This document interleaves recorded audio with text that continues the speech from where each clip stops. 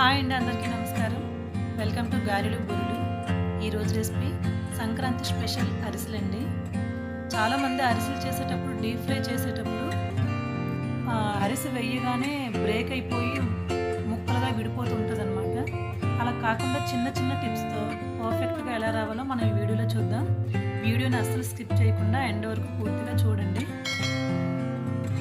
ముందుగా ఈ అరిసెలు ప్రిపేర్ చేసుకోవడానికి ఏమేమి కావాలో చూద్దాం. ముందుగా అరిసెల కోసం ముందు రోజు నైట్ బియ్యం నానబెట్టుకోవాలండి. నేను 2 కప్పులు తీసుకున్నాను, అంటే హాఫ్ కేజీ అనమాట. కానీ పిండి వంటలు చేసేటప్పుడు ఎక్స్ట్రాలో కొద్దిగా రైస్ అనేది మనం పెట్టుకోవాలి.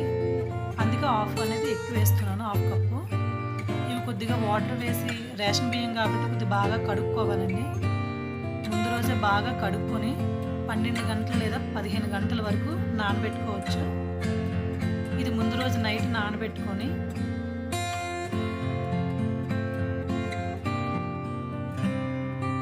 ఇది 12 అవర్స్ తర్వాత అండి మనకి బియ్యం చక్కగా నానిపోయాయి బాగా.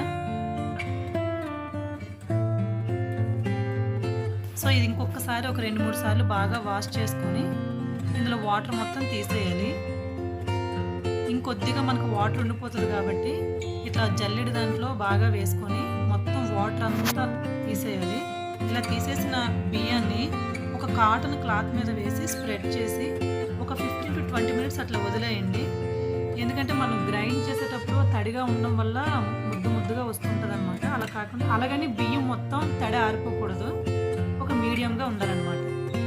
ఇలా చూడండి, ఒక 20 మినిట్స్ తర్వాత మనం బియ్యం కొద్దిగా ఆరిపోయి ఇది బయట మనం మిల్లీకి ఇచ్చినా పర్వాలేదు, లేదంటే మీ ఇంట్లో మిక్సీ బాగా పనిచేసినట్లయితే మిక్సీలో కూడా గ్రైండ్ చేసుకోవచ్చు. ఇట్లా గ్రైండ్ చేసిన బియ్యాన్ని మాత్రం కంపల్సరీగా జల్లించుకోవాలండి.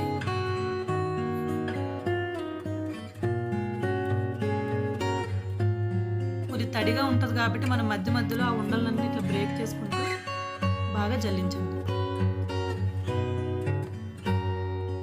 మనం ముందుగా ఎక్స్ట్రాగా ఒక కప్పు నానబెట్టుకున్నాం కదా, ఆ కప్పు పిండిని పక్కకు తీసేసి మిగతా పిండిని ఇట్లా బాగా దగ్గరగా అడిచి, ఎందుకంటే తడి ఆరిపోకూడదు కాబట్టి ఇట్లా దగ్గరగా ఉంచి పక్కన పెట్టుకోండి. దీనికోసం మెత్తటి బెల్లం తీసుకోవాలండి. రైతు బజార్లో అరిసెలు బెల్లం అన్నా మెత్తటి బెల్లం అన్నా మనకి ఇస్తారు, ఆ బెల్లం మాత్రమే తీసుకోవాలి. ఇట్లా మెత్తగా పొడిలా చేసుకొని దీన్ని మనం పాకం కింద ప్రిపేర్ చేసుకోవాలి. దీనికోసం వెడల్పుగా ఉన్న బౌల్ పెట్టుకొని అందులో 2 కప్పులు బియ్యానికి నేను కప్పున్నర మాత్రమే బెల్లం వేసుకుంటున్నాను. అందులో కొద్దిగా వాటర్ పోసుకొని బెల్లం అంతా కరిగే వరకు మరిగించండి.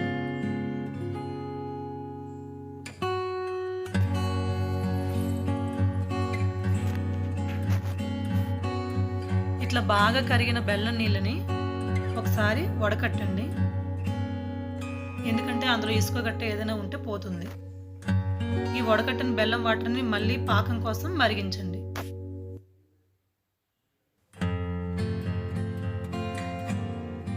మనకి బాగా మరిగిన తర్వాత ఇప్పుడు మనకి 1 to 2 మినిట్స్ అయితే బాగా మరగాలండి. నురుగు వచ్చిన తర్వాత కూడా ఇంకా మరిగించండి.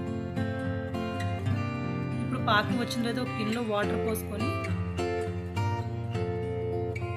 వీడియోలో చూపించే విధంగా మనకి కొద్దిగా రౌండ్ బాల్ లాగా రావాలండి.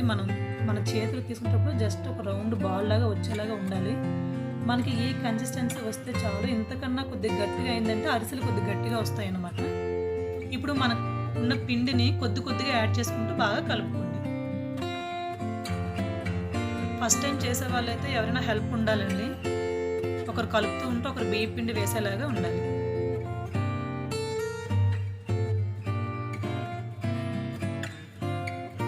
ఉండలు కట్టకుండా అట్లా బాగా కలుపుతూ ఉండండి.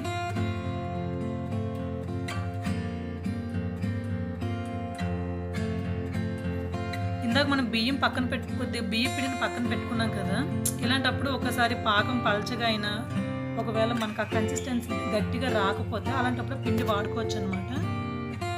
నాకైతే పిండి మరి ఇంకా ఎక్స్ట్రాగా పడలేదండి.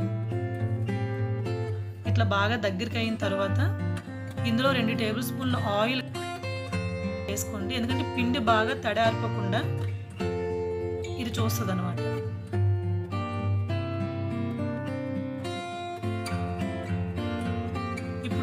నిమ్మకాయ అంత సైజులో రౌండ్గా బాల్స్లా చేసుకొని మీకు 2 విధాలుగా చూపిస్తాను ఇది ఎలా చేసుకోవాలనేది.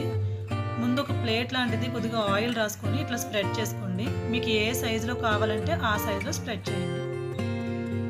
రౌండ్గా ఈవెన్గా ఉండాలండి.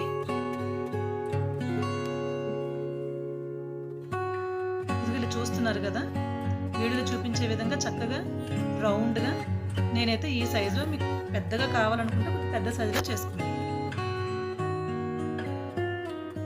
ఈ విధంగా మనము అరిసెల్ని ప్రిపేర్ చేసుకోవచ్చు.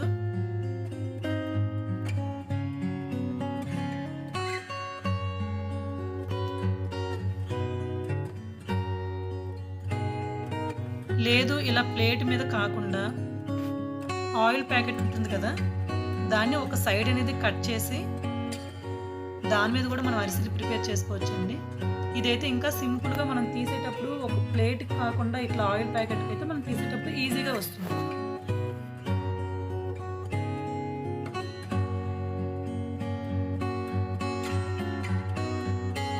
ఈ విధంగా ప్రిపేర్ చేసి పక్కన పెట్టుకోండి. డీప్ ఫ్రై కోసం ఆయిల్ని వేసుకొని ముందుగా అది ఫ్రై అవ్వడానికి కొద్దిగా చిన్న ముద్దను వేసుకొని చూడండి. ఆయిల్ అయితే బాగా హీట్ అయ్యిందండి. అది పక్కకు తీసుకొని మనం ప్రిపేర్ చేసుకున్న అరిసెల్ని వేసి ఫ్రై చేయండి. వీడియోలో చూపించే విధంగా మీడియం ఫ్లేమ్లో పెట్టి ఫ్రై చేసుకోండి.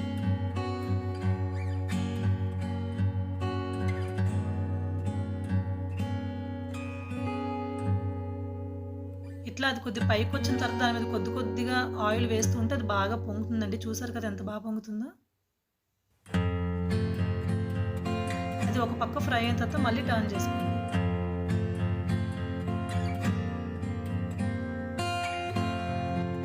ఇట్లా కొద్దిగా బ్రౌన్ కలర్ వచ్చిన తర్వాత తీసి ఇలా చిల్లుల గంటలో తీసి ఇంకొక గంటతో బాగా ప్రెస్ చేస్తే అందులో ఉన్న ఏదైనా ఆయిల్ గంట ఉంటే అది బయటకు వచ్చేస్తుంది. ఇట్లా అరిసెలకు మాత్రం బాగా పిండాలండి, లేదంటే కొద్దిగా ఆయిల్గా ఉంటాయి. ఇంకో ప్రాసెస్లో నువ్వుల్లో అద్ది కూడా మనం చేసుకోవచ్చు. ఇందులో కూడా ఒక రౌండ్గా బాల్గా చేసుకొని ఒక ప్లేట్లో నువ్వులు తీసుకొని అందులో బాగా అద్ది అది కూడా సేమ్ ప్రాసెస్లో అరిసెల్లాగా ప్రిపేర్ చేసుకోండి. ఈ పక్కగా కొలతలతో బెల్లం కానీ పిండి కానీ ఈ వీడియోలో చూపించే విధంగా మీరు చేసినట్టయితే పర్ఫెక్ట్గా మీకు అరిసెలు కుదురుతాయండి, పాడయ్యే ఛాన్సే లేదు. ఇవి కూడా మీడియం ఫ్లేమ్లో పెట్టి ఫ్రై చేయండి.